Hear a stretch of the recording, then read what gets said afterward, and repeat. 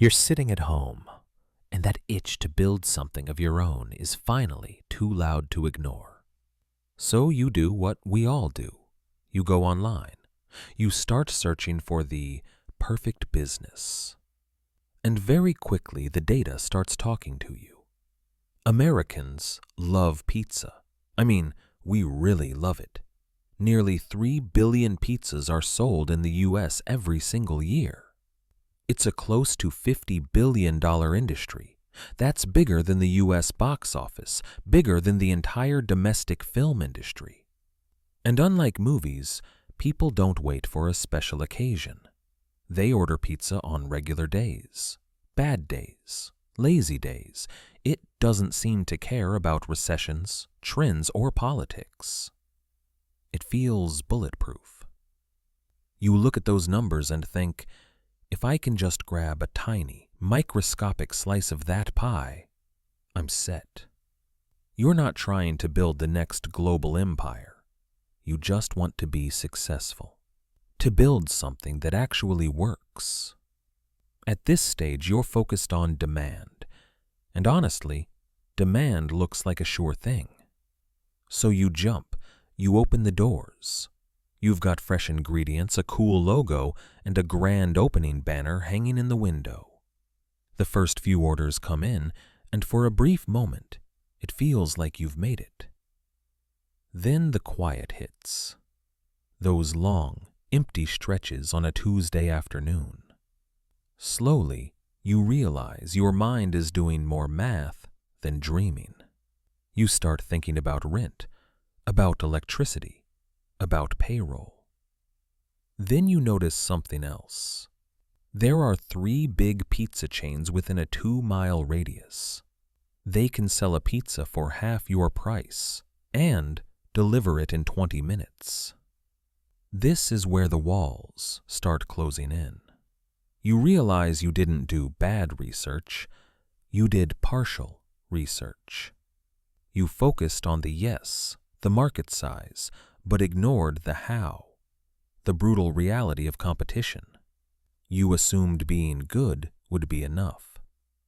So let's pause the story for a moment.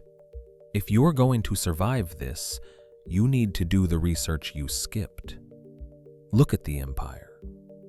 The big chains don't sell food. They sell frictionless logistics.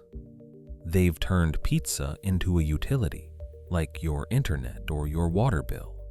They dominate the fast and cheap category. Their systems are built on scale, efficiency, and volume. If you try to beat them on price, you lose. If you try to beat them on speed, you lose. So the real question becomes, what can you do that they can't? You don't want to beat the empire at being the empire. You want to do something they're physically, operationally, and structurally incapable of doing. That's where differentiation begins. Here's the first real shift in thinking: the discovery mindset. Most local pizza shops try to please everyone, so they make general American pizza. But today's customer is an explorer. We're tired of the same flavors. When you introduce something like Detroit-style pizza with those crispy, caramelized cheese edges into a city that only knows thin crust, you're no longer just a restaurant. You're a destination. And these are just examples. It doesn't have to be Detroit style. It could be a regional style from another city, or a pizza inspired by a different country altogether. Because many people aren't looking for more pizza, they're looking for different pizza. You're not serving people from Detroit. You're serving anyone who wants to feel like they've discovered something new. Roman al taglio, square slices, sourdough crusts. Now you're not selling pizza, you're offering an experience. People will drive across town past 5 other pizza shops because you're the only one offering that. You stop competing on price because what you offer is no longer comparable. Now let's talk about the part most people overlook. Even the good shops rely heavily on convenience. Pre-made sauces, long shelf-life ingredients, formulas designed to last, not to feel good. It's efficient for the business, but it quietly changes the experience for the customer. When you decide to make things fresh, especially the sauces, you're making a very deliberate choice. Sauces prepared in-house, simple ingredients, no need for heavy stabilizers or long lists of additives just to keep things sitting on a shelf. It's harder to manage, it costs more, but it creates a difference people can actually notice. Large chains are built for scale, long shelf life, standardization, predictability, and many customers describe the result the same way. Heavy, uncomfortable, that familiar post-meal feeling that makes you not want to move. So instead of just copying what already exists, you start researching. You look into why certain pizzas feel lighter than others, why some meals feel satisfying while others leave people feeling bloated or sluggish. You begin designing your pizza around that idea, not to make health claims, but to make something people genuinely enjoy eating. Now here's the interesting part. The average pizza in the US costs around $18. That's the baseline people are used to.